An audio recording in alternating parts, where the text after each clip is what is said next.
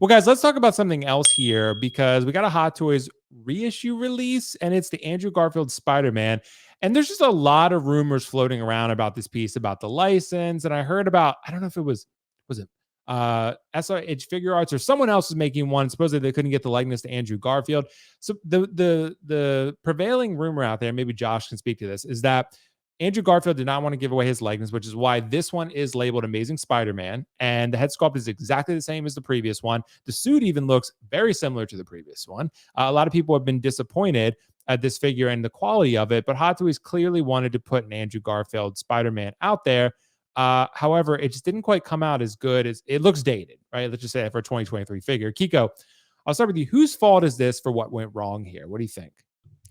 It's the collector's fault for expecting too much, honestly, because this is not Andrew Garfield's fault. Because if he doesn't want to give his likenesses away, that is on his decision. Who cares? That's up to him. This is not on Hot Toys' fault because they are a business at the end of the day, and they're saying, "Damn, we had a movie with 3 Spider-Man, and we have to put out a Spider-Man. What are we going to do? What legal loophole can we do to where we can still put this out?" So they did what they could without having to send it back for licensure approval. Now, I'm not a lawyer. I don't understand some of the business side of these things. I'm just telling you objectively what I think happened, and that's kind of it. What can we do? What changes can we make to where we don't have to resubmit this thing? To where you got a new box, but with the same logo, Amazing Spider-Man. To where you got the same head sculpt, just a little bit updated paint. Same suit, different body, but same hands, different things like that. And then what they wanted to include with it, the lizard base, which is fantastic. And the accessory for Andrew comes with the lizard piece. So we all know that it was going to come together if they would have gotten everything the way they wanted it to, but it didn't happen. But what it shows me is that this proves why you need to stop holding your breath for a new Han Solo or a young Indy. Because if it comes down to a licensure thing, and if Andrew Garfield ain't giving it up, I think everyone at Hot Toys said, "Hey, we have to put out a Spider-Man. What are we going to do? Here we go." They don't have to put out a new Han because they're not going to half-ass and put a 10-year-old figure out of Han Solo and call it the best, because Harrison Ford, for some reason, is not giving his likeness away. I don't know that, but there's a reason why. And I think this is why, because there's no need to put out another Han Solo at this point. We would love it. We want it. But if they're not having to resubmit a licensure for it, you're going to get old Indy based off the Force Awakens look, which we've already talked about. They figured that out. And that's that. So if you want to blame anybody, blame collectors for having too unrealistic expectations.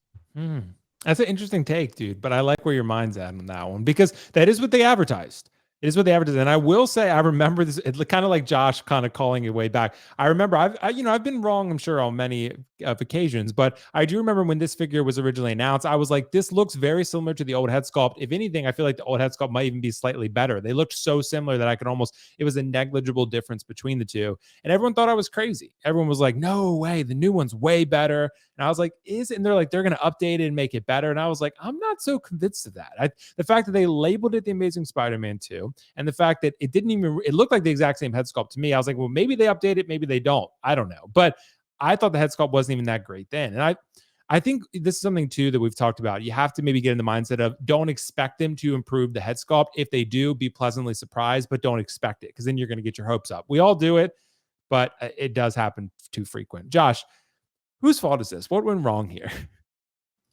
Well, I think it's pretty simple to figure out, because who the fuck puts a web in a Spider-Man's hand against a white background?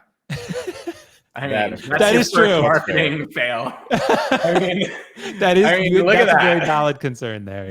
Yeah. No, this is Andy Garfield. So, I mean, they're good on the licensing with that. I think it's just one of those things where, Kiko hit the nail on the head. They have the license. They kind of have the licensing, right, and they're going to lose whatever they did have for Andrew Garfield. So they're going to attach the same damn head sculpt. They'll maybe paint it a different way, and they'll call it a brand new piece. The suit looks great. The figure itself looks great, but it's just like, there's not much to add. Kiko hit the nail on the head. I mean, collectors have way too high of expectations to literally just expect stuff, and not every actor wants to be a figure. And it doesn't matter who owns the licensing rights.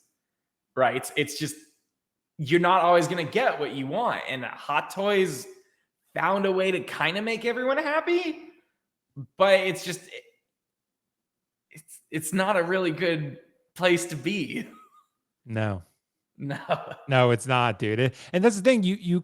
I think long term people will be happy just to have an Andrew Garfield Spider-Man in their trio, because most people, you're probably not going to use the head sculpt. I would assume you're probably going to put all three Spider-Man fighting and swinging and doing whatever, and it'll still look decent. But this one will definitely look a little more dated compared to integrated suit and of course the new Toby. I mean, I don't know, man.